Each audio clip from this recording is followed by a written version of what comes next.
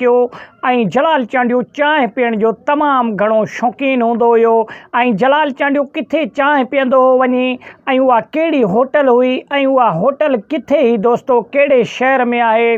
तफ़सीली video में ॻाल्हि कंदासीं। वीडियो किथां सुठो लॻे लाइक ऐं शेयर कयो, चैनल खे सब्सक्राइब कयो, सुठो कमेंट ॾेई पंहिंजे राय जो इज़हार लाज़मी ॾींदा। दोस्तो जलाल चांडियो चांहि पीअण जो तमामु घणो शौक़ीन हूंदो हुयो। जलाल चांडियो किथे महफ़िल में वेंदो हुयो या किथे महिमान थी वेंदो हुयो, सभ खां पहिरीं जलाल चांडियो चांहि जी डिमांड कंदो हुयो। जे अगरि रस्ते पंधे वेंदे कंहिं प्रोग्राम जी तरफ़ वेंदो हुयो त जलाल चांडियो हैदराबाद में घंटा घर जेको बाज़ार आहे उते हिकिड़ी होटल हूंदी हुई, पुराणी क़दीमी होटल हूंदी हुई, सिंधियुनि जी होटल हुई ऐं उहा होटल ते चांहि तमामु बहितरीनु मिलंदी हुई ऐं जलाल चांडियो जो थाक तक़रीबन उते ई हूंदो हुयो जो हेॾां कराची जी तरफ़ या अंदरूनी सिंध में किथे बि वेंदो हुयो त लाज़मी उते वञी चांहि पीअंदो हुयो। त पोइ हिकिड़े ॾींहुं जलाल चांडियो उते वञी वेठो होटल ते, चांहि पियो पीए, पाण बि हुयो, ॿिया ड्राइवर ऐं बाजे वारा ॿिया बि गॾु हुया, तक़रीबन 5 खां 7 माण्हू उन में गॾु हुया जलाल चांडियो सां।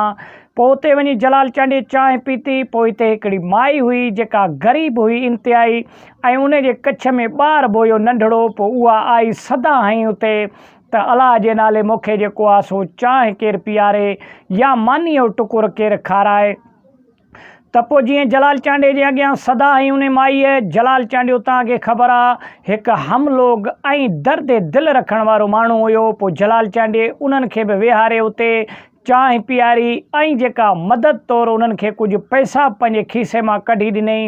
हाणे इहा ख़बर न आहे त 500 आहे, 100 आहे या 200 आहे। जलाल चांडियो जीअं खीसे में हथ हयो तीअं कढी जेको आहे सो उन फ़क़ीर माईअ खे ॾिनई ऐं फ़क़ीर माईअ खे चयईं त मां मोरे जे फुल शहर में रहंदो आहियां, कॾहिं बि कंहिं शइ जी ज़रूरत पवई या कॾहिं बि कंहिं शइ जी घुर्ज पवई त मूं वटि हलियो अचिजांइ, इनशाला जेका मूंखां मदद पुॼी सघी पोइ तुंहिंजी मदद मां कंदुसि। त दोस्तो जलाल चांडियो अहिड़े तरीक़े सां ग़रीब माण्हुनि जी मदद कंदो हुयो।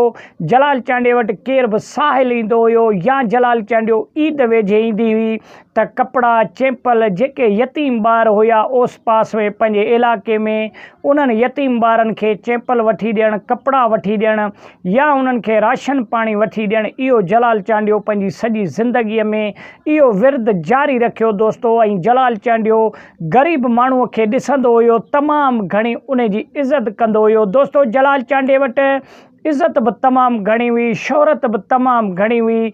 जे जलाल चांडियो चाहे हा त ग़रीब माण्हूअ सां हथ मिलाइण जे लाइ बि जे हथ बि न मिलाए हा तॾहिं बि जलाल चांडियो खे फ़र्क़ु न पियो पए, लेकिन जलाल चांडियो ग़रीब शख़्स खे ॾिसी हथ मिलाए ऐं भाकुर पाए उन सां मिलंदो हुयो। छाजे करे जो जलाल चांडियो खे तमामु घणो सुकून हासिलु थींदो हुयो ग़रीब सां मिलणु।